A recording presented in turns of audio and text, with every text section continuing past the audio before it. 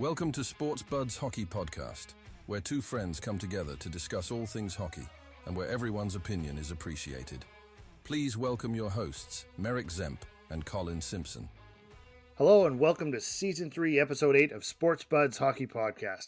My name is Merrick Zemp, and with me as always is Collin Simpson. Hello, Simps. How's it going today, Matt? Not too bad. I think we're excited to get back and have another chat, but I think we're all a little disappointed in what we have to talk about today.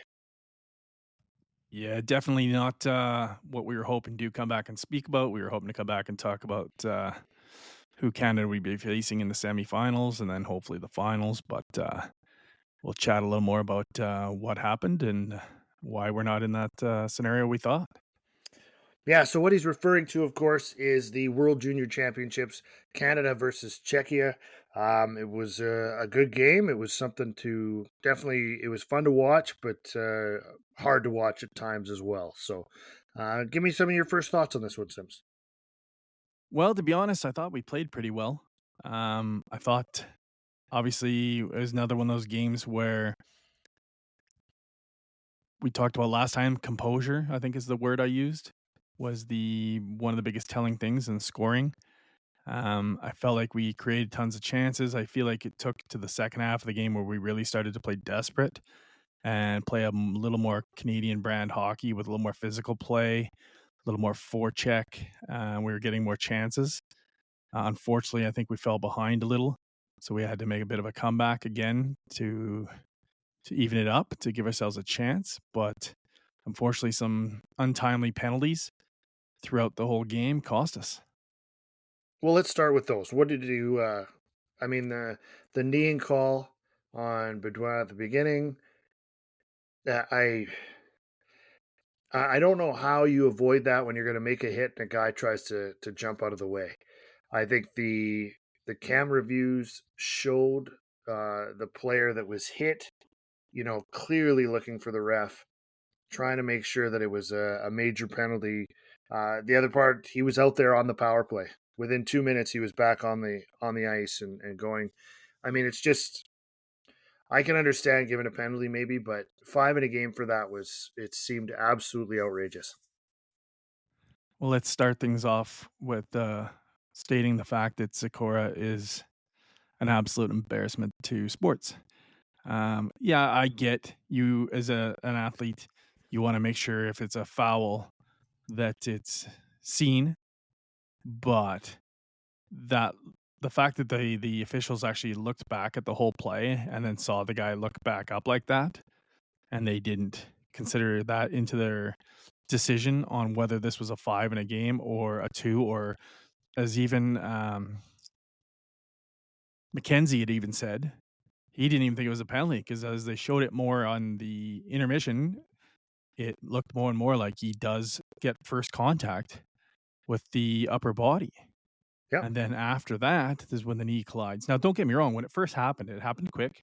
And I did think it was a knee.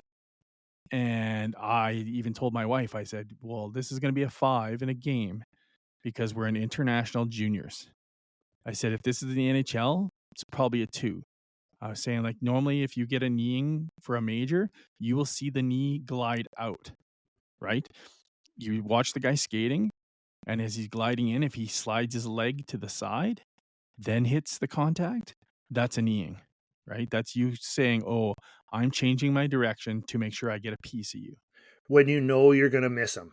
You know Correct. He's going to either get mostly out of the way or get entirely out of the way. So you stick the leg out. You stick a knee out, something to clip him and actually make that contact with a leg, with a knee, because he's going to get by you. Correct. So I'm with you. I think I would have been fine with it too, just because it is the juniors. People have to be aware of their body. Maybe it's not a time to take a massive, go for a big hit to put a guy at risk in that scenario. I get that. So I would have been okay with the 2. I think the fact that they could clearly see he was faking, that should have played into it, in my opinion. And it cost the team. It really hurt to start out. A big part of it, I think, is in the first, where you're out a guy who's one of your most physical players, who brings an aspect that a lot of the other guys don't. And, your top scorers and your stars don't see the ice for 5 minutes. Yeah. Well, and for that, obviously, what actually happened in the game, they did get a shorthanded goal, so great, good on them, but they did still score on that power play to make it 2-1 again. So any momentum that was created by trying to kill it, any momentum was created by getting that shorthanded goal disappeared, and then again, it's 2-1 and off you go, right? So really tough call. I don't envy the refs in any sport. I don't envy the refs at that level or in a big tournament or any of that, but um, I also don't. I don't want to cut them a lot of slack because in reality, when you have to make that call at high speed out of the corner of your eye, if you're looking at something else, or any of those types of situations, and that's one thing. But when you can make the call it a major, and then it's under review, and then make the right call after that, I don't think there's any excuse. I mean, we all know how fast hockey and many other sports besides, soccer are, and it's pretty tough to call something that quickly and that fast. So, trying to make an excuse when you don't have the chance to go back and review it is one thing, but yeah, when they've got that time and they can go and sit there and chat about it, and what do you think, and slow it down and get 3 different camera angles and all of that, I mean, I don't think there's any excuse for stuff like that and for things that really seemingly are wrong, are incorrect. No, 100%. We both played sports most of our lives, and there's no doubt about it. We both officiated as well. And you will get things wrong on the ice or on the field or whatever you're playing.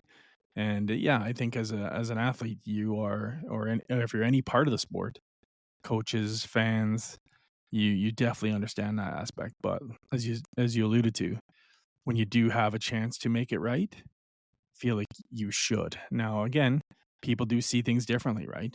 You can see, just like in sports where, you think the Oilers are good and the rest of the world doesn't, that there's the difference in opinion based on just two people who still might know what they're talking about.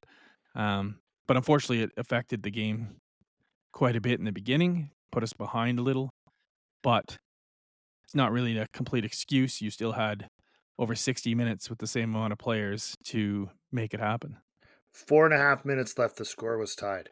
It's the one thing that does come back more that you mentioned earlier is just the actual player himself, right? The missing him from the lineup changes the lines.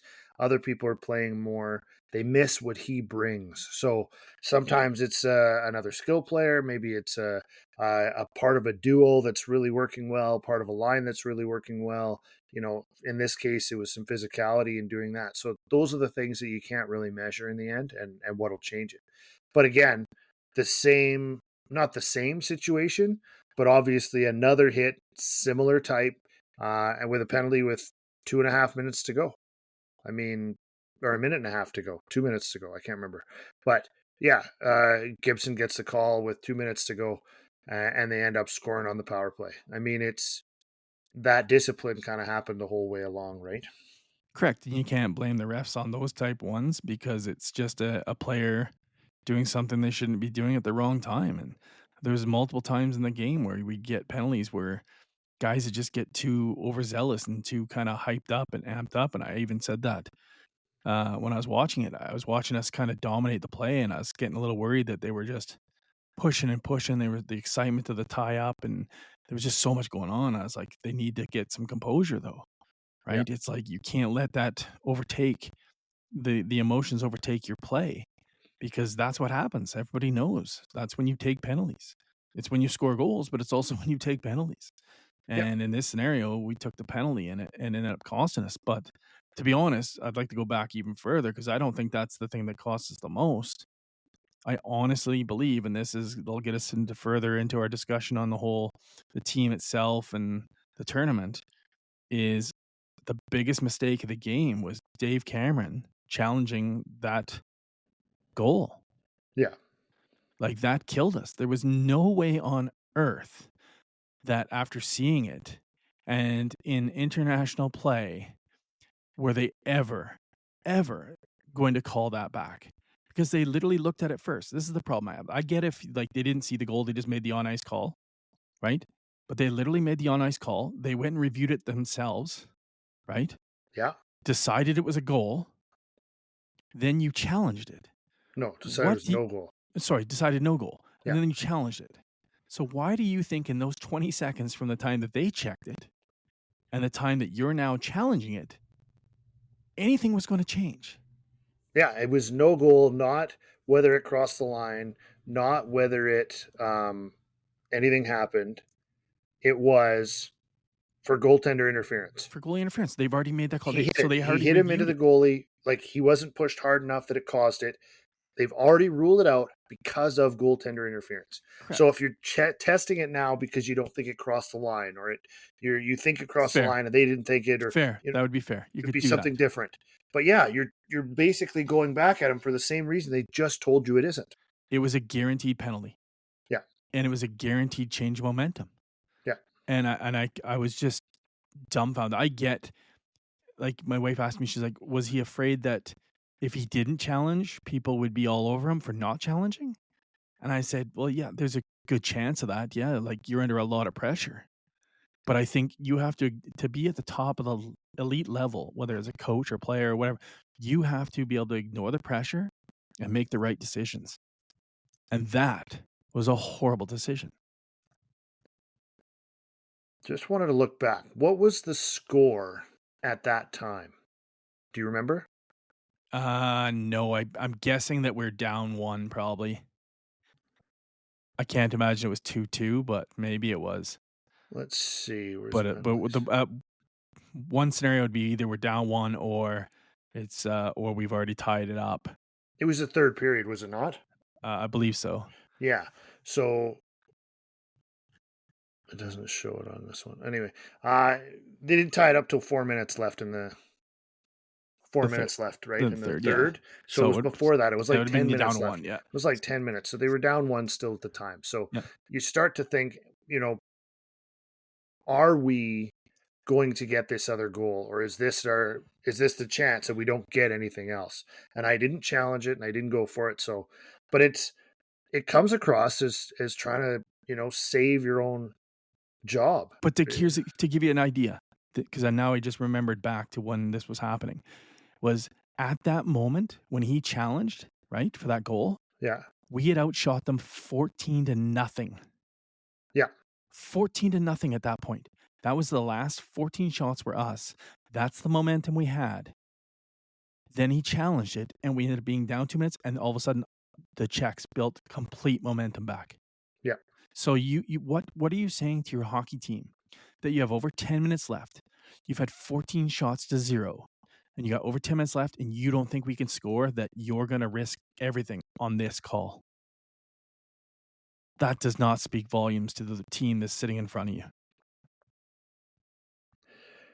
So when we look at this, obviously they did end up scoring and tied it up with 4 minutes to go. Pretty exciting. All the momentum, like you said, they built it and built it and built it, and then ended up with a penalty and overzealous hit by Gibson. Just at the line, you hit a guy. It happens. I wouldn't blame him. You got to make the contact, do that stuff. We got to be careful, but it is what it is. Everybody was getting excited. In the end, 40 seconds left. They get scored on. They lose the game. It was obviously a tough blow, a tough way to finish the tournament. But at the same time, you kind of, I don't know, you can kind of see it coming, right? You didn't really feel at any point like they were, completely ready to just blow the doors off. I mean, we talked about it a little bit and said, some years they do this. They kind of come out flat a little bit and don't do great, but then they end up going on to win it. But I don't know that we really felt like that was even possible this time. Yeah, there's no doubt that we got what we deserved. Sounds bad, I guess, but it's not like we went out there in the first 4 games and looked like we were a team that was destined to win this gold. Obviously, being Canada, you're always expecting something. Gold, silver at worst, maybe end up with a bronze, but when you don't come out and be clinical, then these teams are good enough to punish you. And this Czech team, we knew this. We talked about this before the game, was the fact that this is a Czech team that was only second to Sweden, had like 1 loss, a plus 15 goal differential. They were good. They were a really good team. And if you do not put your best game forward, you're out. And that's what happened. Yeah. So what happens next? Where do you second guess them? There's lots of stuff in the last couple days. They lost to Latvia, no practice the next day. They lost to the Americans, no practice the next day. They, all of these things that Dave Cameron did. Do you bring him back? Is there something that needs to change besides coaching, or is it the GM? Is it both? Where do we go from here? Well, I definitely agree with the guy I watch all the time on a podcast, Flames Nation, Ryan Pender. He pretty much stated that there's no way Dave Cameron should ever have another job in Canada hockey. Sorry, I know it's kind of mean, but the fact is, so many decisions are made wrong. Again, we don't know exactly who makes the last decisions on team selection, but I'm guessing the coach has a great say in it. The fact that you're not practicing, I'm sorry, but it's a small tournament. You don't get to just rest. These are 18-year-old kids, 17-year-old kids. How much rest they got? These other teams weren't resting. So why were you? And how was that? If you're 4-0 and you're doing no rests, well, maybe continue to do it. But clearly you needed practice. Clearly you needed to get them on the ice and explain to them, what you should be doing, what situations should you be putting yourself into so you don't have to make bad decisions. There was just more to be done for a team that was not dominating it. Obviously, like we said, the going back to the selections, too many good players were left off. Not saying the players that were selected weren't great players in their own right, but I think I was reading up on Frank Saravelli was talking in an interview, and he was talking about the fact that he actually said the reason the Canadians lost was because of arrogance, and he meant this because the arrogance of Team Canada or Canada Hockey to think they know the players in junior better than the actual NHL scouts and NHL teams, that they left off 2, 3, almost 4 top 10 picks. Like, these are the guys that the NHL teams thinks are the best in the juniors, and you just completely ignored them and decided you knew better. And I think it cost them because of that. I don't know where they go from here. Is there something? Is it a different scouting? One thing I think Don Cherry actually said was they need full-time guys doing this to bring them along and to keep these guys together, and that their strategy remains the same, and that you can have a camp in the summertime, and you can, like, all of these things, rather than trying to just bring guys in that are doing well now, or bring guys in that have signed on or did well last year with their junior team, so now they're going to have to do this as well. Do we need to make it more serious? Like you said, everybody's keeping up. Well, what you're explaining and talking about right there and describing is exactly the U.S. Development League. Yeah. Right? That's why the U.S. has gotten so good at the junior level and now into the NHL level, and why each year they were getting better and better is because when they come to this tournament, so many of these guys played together for years.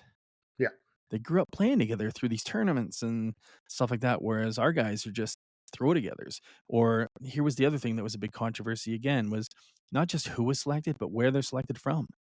I think it was like Drager was saying the other day, like 12 or 14 of the guys were from the OHL. And we too often with Canada Hockey, we let the coach just pick players he's familiar with. Yeah. So you get an OHL coach, you're getting all OHL players. A lot of them.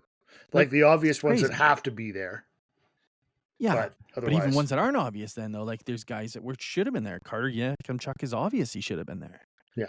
But he wasn't because he's not an OHL guy. And to me, that's one of the places we went wrong. And the other thing we do wrong and with our choices is I keep hearing all the time, like, oh, you don't pick young players. Or you get a guy like McKenna. He's young, but we need more like 19-year-olds and 20-year-olds in a tournament. Really? Then why is McKenna one of our best players? Yeah. Or here's an idea. Michael Misa has a goal a game and almost 2 points a game. He's only 17 years old. Who cares? He's 17. Guess who he's playing against right now? The same level kids, junior, up to 20-year-olds. So it's not like he's playing in an under 17 league. And then when he has to come to an under 20 tournament, you're like, well, will it translate? Yeah, it translates well every day. So why are we ignoring him just because he's not 17 and saying, well, he'll get his chance next year? Well, that's not how you win tournaments. You don't leave off the better player because he'll have a chance next year. This guy this time may never get another chance. That's where we're doing it wrong. Yeah, you can't put that forward. I mean, the fact is you have to earn your place on the team. I can understand getting some of the extra invites and doing that for some of the older guys and whatever, but I don't think there was a lot of 20-year-olds on the team anyway. So it's not like that was something that happened. So there was younger players. We actually identified that coming in, that there was some younger players, but it wasn't who you'd expect. And I mean, and yeah, when you come to the drafted players, the amount of talent that clearly the NHL has decided these are going to be, future stars for all these teams, all these franchises, and you're leaving them all off. You're not even inviting them to the camps. And then, there was a few that got the late invites when there was other people that were out and injured. But I don't think any of the ones that were added on ever made the squad. Like they'd already decided, right? And I think that's what it comes down to is you've seen them already decide the team, and it's full of all kinds of different players from their area. Like you said, 14 guys from the OHL or whatever it was. And I mean, you used to see it all the time with goaltending, right? Whoever the coach was most familiar with was going to be your goalie, and everybody knew that. Yep. And unless they dropped the ball, got lit up in the first game by Sweden or something like that, then that was going to be your goalie because that's the guy he knows. And you go forward. Like, those kind of things, you got to get past that and play who's doing well and play who makes sense. And it's got to be understood that people can't look at it because you see all the time, and people are saying, "Well, it's just because these other teams are caught up." And I think you know what, there's some truth to that, but I also think that's one of the worst excuses I've heard because yes, the other teams have gotten better, right? But but then why are the Americans thumping on everybody? You know what I mean? Like they're still thumping on Germany, and they're still hammering on Switzerland, and they're still they're 7-8-0, 7. So what are we doing wrong? You know what I mean? So those teams aren't as close as people are talking about, as much as we are doing things wrong and letting them be that close. Because they may have moved forward, but unless the Americans went 20 steps ahead when everybody else went 2 steps ahead, they're still thumping on these teams just like we did Yeah. before. Yeah. So they're doing something right that we are not doing. And so it's not just about the skill gap anymore. Closing, I think there's more to it now. I think we saw the skill gap close over the last 5 to 10 years. And now I think it's us doing things wrong that's making it a little bit harder on ourselves. There was a long tradition where Canada, with a little bit into the States, but mostly Canada, was the junior development league. This is where all of the junior hockey was. There's U18 teams, and there's different things in Sweden and Finland and all over the place, and even into the US a little bit. But like the OHL, well, the CHL, right? OHL, WHL, and QMJHL. Though that was where junior hockey came from. So all of the guys that came out of there were the dominant players. That's where you went. If you were good enough in Europe, then you came over and you played in the dub or you played wherever. And that stuff happened. And those guys could be really dominant as well.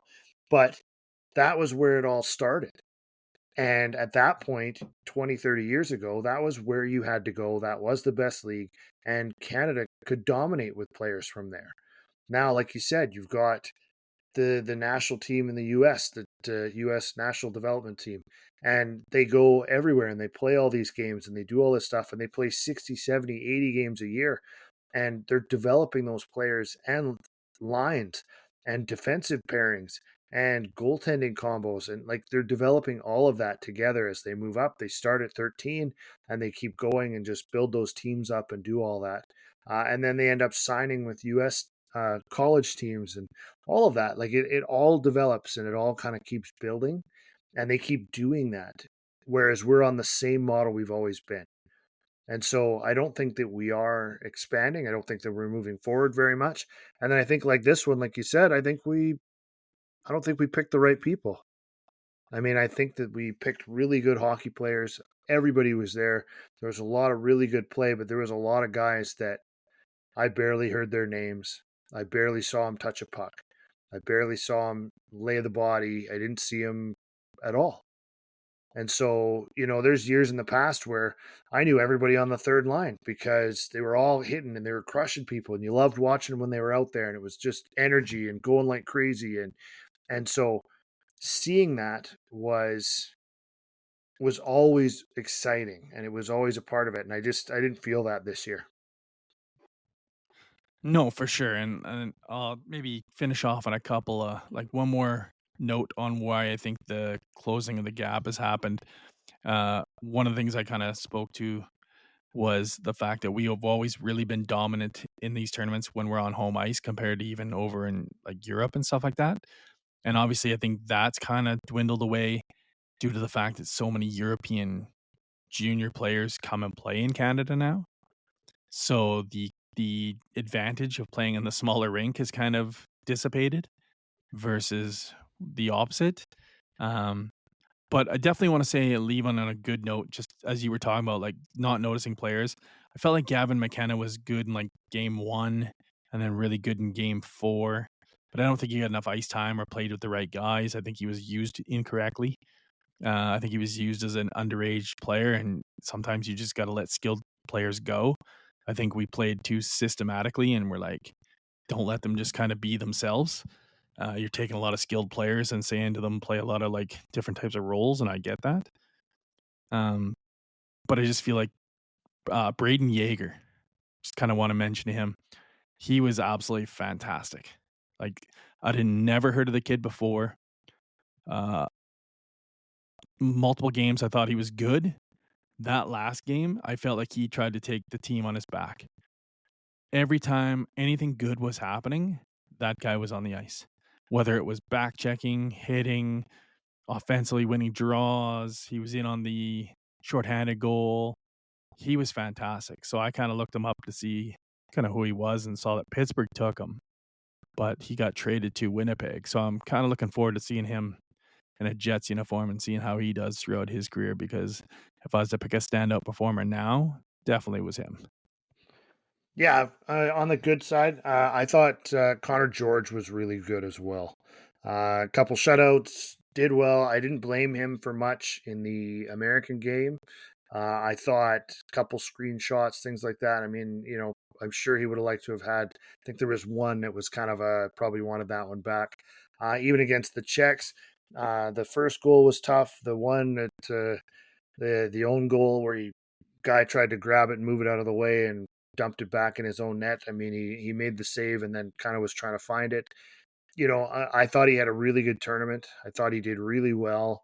And I hope that he's the kind of guy we'll be talking about for maybe the Olympic team or any of those kind of things, half a decade from now, or maybe even 10 years from now. But yeah, I hope that he has a good career and kind of goes from there as well.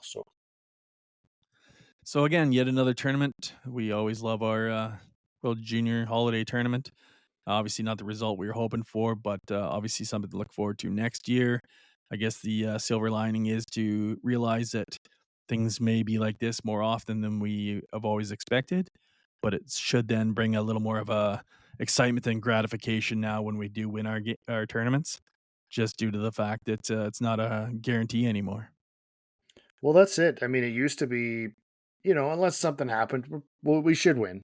Like pretty standard, should happen, whatever.